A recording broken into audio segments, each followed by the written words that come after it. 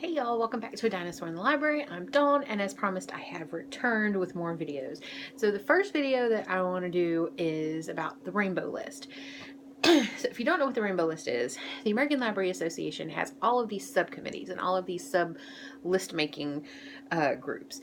And the Rainbow List gets together every year and they go over, oh my God, so many LGBTQ books for young adults and children, and come up with a list, generally 40 to 50-ish, I think, is about the general length, and a shorter list of top 10 from within those of the ones that they think are the best. And I happen to be on that committee this past year. So the Rainbow List that just came out, which is the 2017 Rainbow List, which I will link below to the blog so that you can check them out. There's also an Over the Rainbow List, which I'll link below, which is books for people above 18 that are marketed for people above 18. Anyway, the point is, I was on this list, so I spent most of the last year just immersed in LGBTQ young adult and children's literature, which is not a bad position to be in, let me tell you. And I loved doing it, but I'm kind of glad it's over because it was very exhausting. But I did love it. It was a lot of fun, and yeah. So anyway, I want to talk today about the top 10 that we picked, and then a couple more that I really enjoyed but did not make the top 10. And then I'll talk about some more videos I'm going to do at the end. So what I'm going to do first is, so the nature of committees like this is that you get tons of books. I think we got somewhere around 200 either suggested to us or sent to us. And of course, there's just, we're not living in bubbles, so there's no way that all of us can read all of them.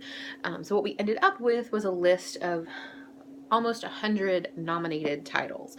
And that means those are the ones that we had to have a majority of the committee read in order to discuss. So I think it was like 97 or 98 titles that we had. So among the top 10 list, there were only 4 that I didn't get to. And there are a lot of books that we had that were nominations that I didn't get to. I think all of us read approximately half of them in various combinations. Some read a bit more, but it's just the nature of the beast. But these have all been vetted by at least a majority of the committee, and I trust their judgment because these were some awesome people, and I am going to definitely read all of the ones that I didn't get to because they sound awesome before I pass them on to organizations that could very much use them. So the first one that I did not get to that's on the top 10 is When the Moon Was Ours by Anna Marie McLemore, I think. And this is a really pretty cover. Very pretty. I love it. And I think the main character is trans in this one, but don't quote me because I can't exactly remember. But yes. And this is young adult, I do believe. And not, I say young adult as opposed to middle grade, right? But yeah, I think this one is young adult. This Song Is Not Yours, another one I did not get to, but this one is very important, I think, on this list. Not just because it has a poly relationship, which it does, but it also features an asexual character. So, as one of the main characters. That doesn't happen very often. You have lots of gay characters, you have lots of lesbian characters, trans characters, admittedly far more trans girls than trans boys, but you do have them. And people on the ace spectrum generally just don't get the spotlight. And poly relationships don't show up in young adult literature either. So this is doubly awesome, and I really need to get to this one soon. We Are the Ants by Sean David Hutchinson. Oh wait, This Song Is Not Ours was The Song Is Not For You is Laura Nolan. Sorry. So anyway, We Are the Ants by Sean David Hutchinson, which again is a very pretty cover. We had some beautiful covers this year. I know zero about this book except that it's supposed to be awesome. This one I heard a lot about. And I definitely want to get to this one soon, and that is How Many Letters Are in Goodbye by Yvonne Cassidy. And not only is this a really good LGBTQ book, there's also disability. There's a lot of talk of LGBTQ homelessness in here, and these are topics that just don't get covered in young adult queer literature enough. And I was very, very excited that it was there, and it broke my heart that I did not get to this prior to our committee meetings, but rest assured that this will be on my TBR very, very soon. Okay, so now the rest of these I have read, and so I can make personal recommendation about these. I'll start with the picture books. There were 2 that made it onto our top 10. The first one is I'm a Girl by Yasmine Ishmael. It says, be yourself, there's no one better. And it's about this little blue character here who we know nothing about except for the fact that she says, I'm a girl. She asserts her identity throughout the entire book. And I think that that is why I love this so much. It isn't just another book about a trans girl or trans boy making people believe them, you know, that they are a different gender than the one everyone thinks. Which those books are awesome and they still need to exist. Don't get me wrong there. But I think that the reason I love this one so much is there's no question. Like, we are never left with a wondering about whether this character is confused or is questioning. No, she knows she's a girl. She knows that this is her identity and she asserts it very strongly. And I love that because I think that trans or not, this is a message that everyone needs, right? Your identity is who you are and everyone just needs to accept it. Okay, so the next one is Introducing Teddy, A Gentle Story About Gender and Friendship by Jessica Walton, illustrated by Dougal McPherson. And by the way, Dougal is an adorable name. So anyway, this is about Teddy, who, as you can see, is an adorably chubby little teddy bear. And his friend is Errol. Her friend is Errol, excuse me. So Teddy knows that she's different. And at one point in the book, she says, hey, my name's not Teddy, it's Tilly. Takes her bow tie off, puts it on top of her head, goes on with her life. Yet again, another example of an identity being asserted and simply accepted as it should be, right? And while this may not necessarily be, neither of these may be a reflection of what happens in the world all the time. People asserting their identities and being told that they don't know what they're talking about, or that they're crazy, or they're going through a phase. So these don't reflect that, but they reflect how the world should be. And sometimes I think that is just as, if not more important, right? And this is the reality for a lot of people. They do get accepted. But I think that children need to be aware that this is how it should be. What you say you are is what you are. If I say I'm a girl, I'm a girl. If I say my name is Tilly, my name is Tilly. So, yes. Amazing picture books. Great stuff. The one thing I will say is we got a lot of great young adult. Like, tons. These books, this is the front stack. There's a stack behind it. There's also 2 stacks here. All of these up here. And then there's some over there. Most of those are YA. There's a handful of middle grade, and there's a chunk of picture books down here on the bottom. But for the most part, it's young adult. We had a very small number of middle grade. Ooh, and some books are falling behind me. Never good. Okay, anyway, so, but that being said, we did get some really good stuff, but middle grade is one of those areas that is sorely lacking. So the next one is the graphic novel that made it onto our top 10, and that's Princess Ever After by Katie O'Neill. I cannot explain to you how much I love this adorable, adorable book. And I don't want to give any spoilers for the reason that I desperately love this the most. But can we talk about these end papers? How friggin' adorable are these end papers? I mean, come on. But anyway, I think it's really... It's amazing art. Not only is the main character, Amira, a person of color, which, thank you.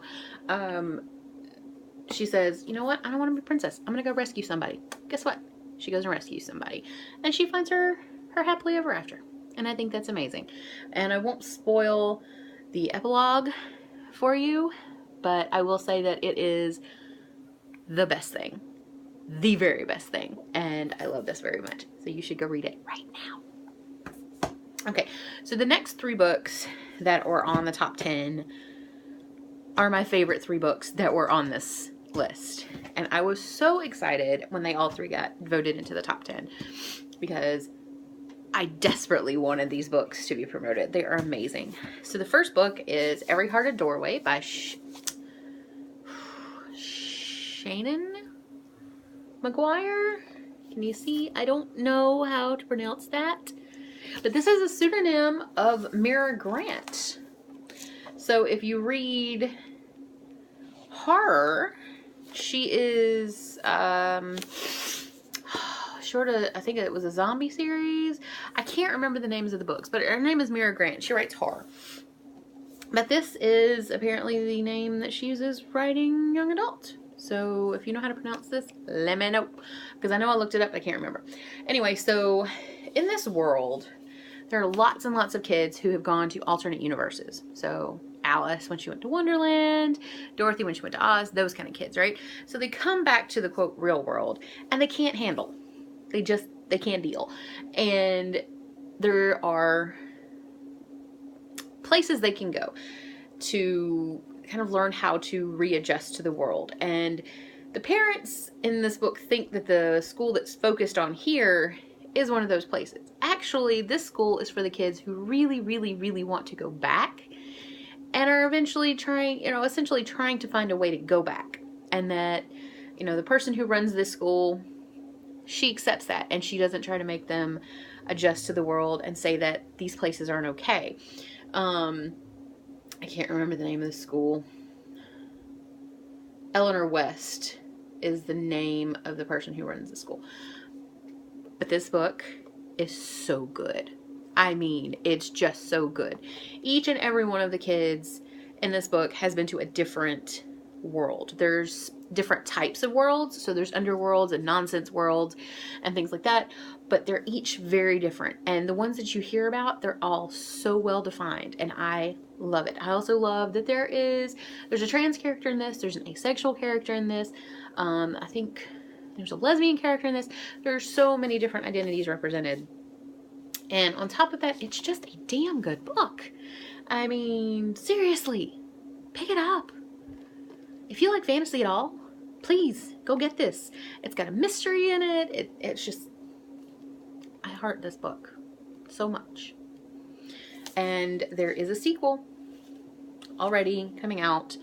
I don't know if it's this year or next year, but it's already on Goodreads, so that's official, right? The next one. Right. So my three favorite books are actually three pretty different, not completely different genres, but so that one is fantasy, this one is sci-fi, and the last one is historical fiction. And well, this one says fantasy, but I think of it more as urban fantasy or sci-fi because of the worlds that are in it. And that's The Root, a novel of the Wrath and the Athenaeum by Naaman Gobert Tillahoon. And I'm sure I am butchering your name. I am so sorry because I really, really love this book and I would never want to upset you. I don't know how to explain this book. So essentially there are two worlds that are existing side by side. And this character here, it's been a while, Eric. He's gay and he discovers that he is descendant of very powerful godlike people, including his mother. And he has all these powers he didn't know he had, and there's these organizations that he had no idea existed. And in an alternate universe, which is extremely weird, there's all these different kinds of creatures and there's all these different kinds of species living together. But there's, of course, all these class hierarchies and there's horrible things happening in both worlds. And they end up having to, of course, come together to save both of their worlds.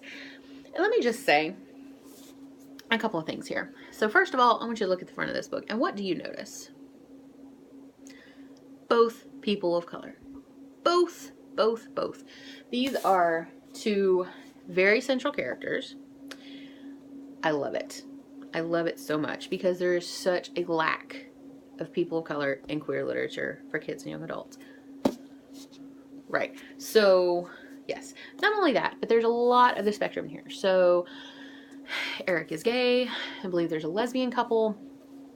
There is a trans character who is, as the person on my committee said, introduced in one of the best ways I've ever seen a trans character introduced. It is just seamless. There's no issue about the person being trans and just discussion. It's just this person's trans and this is how the world works. It's just friggin' brilliant and nice chunky book. There's going to be at least 3, I think. I know there's supposed to be a sequel, but yeah, you need to go read this, and you need to go read it now. And the last book on the top 10 that I'm going to talk about is possibly my favorite book that I've read, my favorite young adult book I've read in quite some time, I think. It and The Root are definitely on my top reads of the year so far. So when I started reading this book, I had no idea I was going to like it very much. I actually did not expect to like it because a lot of young adult historical fiction disappoints me. Not that it's not decently written, things like that. I just don't end up enjoying it. This book blew me away. Anti-Darken by Kirsten White. It's the first in at least 3. And it's a historical fiction look at the children of Vlad Dracul. So historical, not as vampires, right? So he essentially abandons his 2 children to the Ottoman Empire. Lada and Radu. Lada is the daughter and Radu is the son. And he basically abandons them to the Ottoman Empire to assure peace. And you get this whole development of their characters while living in the Ottoman Empire, while living in exile. And there's, you know, political intrigue, and there's mystery, and there's all of this, and there's queer content that just comes out of nowhere and is so beautifully done. And then later on there's even more queer content that you just did not see coming that is just even more beautifully done. And can we talk about this cover? Can we, I mean, seriously. And at ALA, I saw the arc for the second one. I desperately wanted the arc for the second one, but they weren't giving it away. Can we talk about how sad Dawn was? Right, so I think the second one of this comes out in June. So you have plenty of time to read this one. It is kind of chunky. So if it takes you a while to read chunky books, I would suggest, it's like 500-ish pages. I would suggest you get on this so that you can be caught up when the new one comes out in June. But this beautiful book is going nowhere. This is mine. I adored this book. And I fought for this book to get on the top 10. It got on the list pretty easily. But I fought for this one. I really did, because this is a gorgeous book, and it is a sneaky book. I did not expect to love it this much. And I'll tell you right now, Lada, that is one badass girl. So, yes, get this now. Go. So that was our top 10, and I did promise I was going to talk about 2 others, right? So the other 2 I want to talk about are Dryland by Sarah Jaffe and Juliet Takes a Breath by Gabby Rivera. And both of these are on the Rainbow list, so they did make it on the list. They didn't make it to the top 10 though.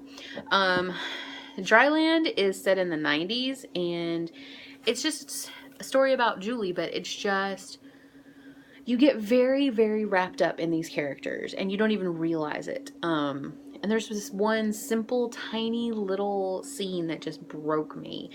And I won't read it because it might spoil some things, but it was a simple little scene. It was a very simple conversation, but it just broke me. And when something can sneak up on me and do that, it's a damn good book. And then you got Juliet Takes a Breath, about Juliet, who is a kick-ass Puerto Rican lesbian from the Bronx. Right? So she gets this internship with who everybody calls the Vagina Lady, and who's essentially this lesbian writer on the West Coast. And it's just kind of a coming out of age story, and I really loved it. I thought it was great, and I think everybody needs to read this. And yeah, Gabby Rivera, who wrote this book, works for the Gay Lesbian Straight Education Network. So if you were on their email list, you may have seen her name before. It is that Gabby Rivera. And yeah, so go check this out. Go check this out. Go check them all out. They're just so good. So good. And they make me so happy.